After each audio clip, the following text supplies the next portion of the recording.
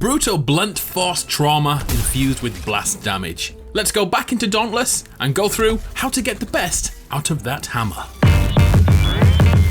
Damn. Hello and welcome to PlayStation Grenade. Are you enjoying your time in Dauntless? By now, you probably have a favourite weapon, but maybe thinking about mixing it up or getting the most out of your armoury.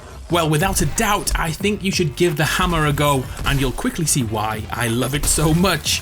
We'll go through the basics, the fundamentals, before moving to more advanced attacks and the ultimate Aether Smash combo, which is absolutely devastating. So if you're ready, let's do this. The first thing we must understand is the role of the hammer. Whoever wields it is there to target the behemoth's armour, and most importantly of all, the beast's head. If you're stuck at the tail end, you aren't as effective as you should be.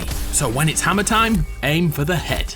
So we have two fundamental basic attacks to understand. The first is simply pressing square 3 times without moving. The second attack is the same, but also pushing in a direction with your left thumbstick. Do you notice the difference between the two? This comes down to the weapon's gait. As a basis, look how wide the standing attack is, and now compare that to the moving attack. This directly links to accuracy and placement, the horizontal versus the vertical. The wide attack has a higher chance of hitting the behemoth, but the vertical attack has a narrow gait designed to hit the behemoth bang on the head. And this links back to our primary function as a hammer bro, hitting the beasts on the head as often as we can.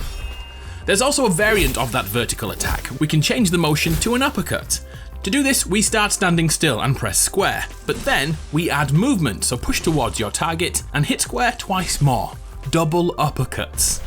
So, put our theory hat back on. Why is this important? Well, remember, we want headshots. An uppercut can hit a behemoth whose head is quite high off the ground. So as a basic rule of thumb, smash the hammer down on the behemoth's heads that are low and switch to uppercuts when they are at head height. No pun intended there.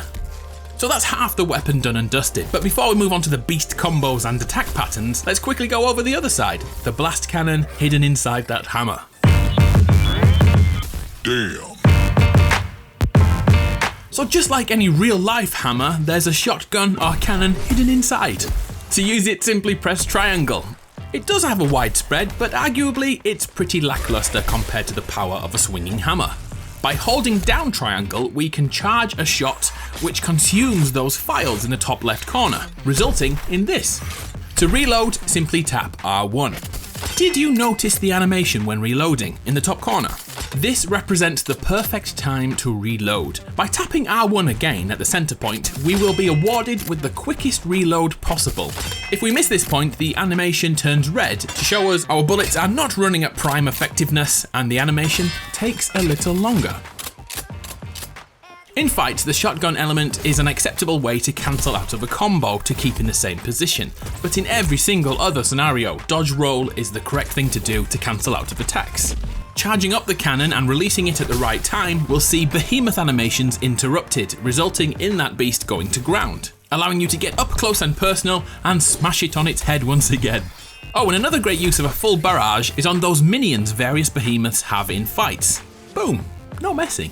The blasts have evasive uses too. Whilst running, we can tap triangle to bunny hop with the blast file, and by pressing triangle twice, again while running, we can perform an aggressive double jump. We can use it to evade, or better still, add a square input and smash down upon the behemoth. I find it's a really good way to get to the correct side, so if you find yourself at its butt, use this to get back to its head. And I know I keep saying this, but we all know why. We hammer guys are all about the headshots.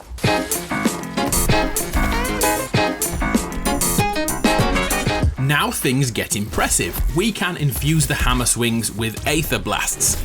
But just before we do that, let's showcase the best combo at our disposal. Well, there's 3 in fact.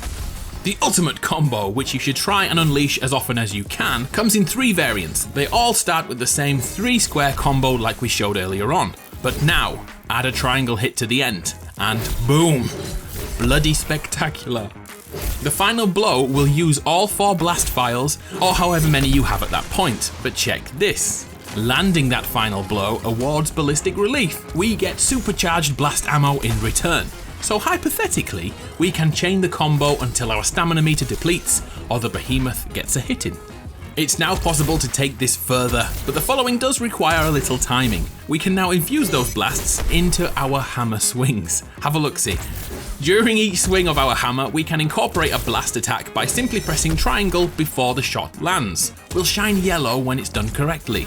It's possible at any step of the combo as long as you're swinging your axe at the point you press triangle, so potentially during every single hit. And if we keep the killer combo in mind, we can, in theory, get back all the shots without reloading if we hit our final Aether Smash, chaining the combo for devastating effects. Honestly, it's like a wrecking ball and it feels great when you nail it.